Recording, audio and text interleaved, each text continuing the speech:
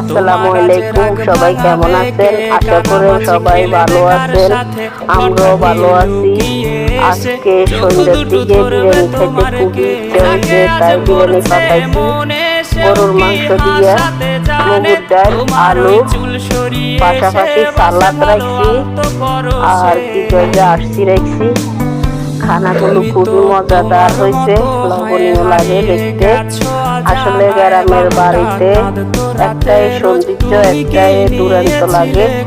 মাটির চুলার রান্না খুবই মজা হয়, মাটির চুলার রান্না খাইতে খুবই ভালো লাগে।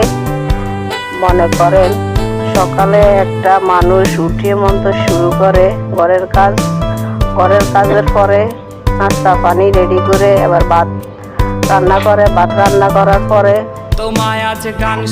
ছেলে মেয়েদের জন্য সবকিছু রেডি করে, ছেলে মেয়েদেরকে স্কুলে টিফিন দেওয়ার পরে আবার দুপুরে রান্না খাওয়ার পরে আবার বিকেলে প্রাইভেটের মাস্টার আসে, নাস্তা রেডি করো, এরপরে আবার সন্ধ্যের দিকে নাস্তা।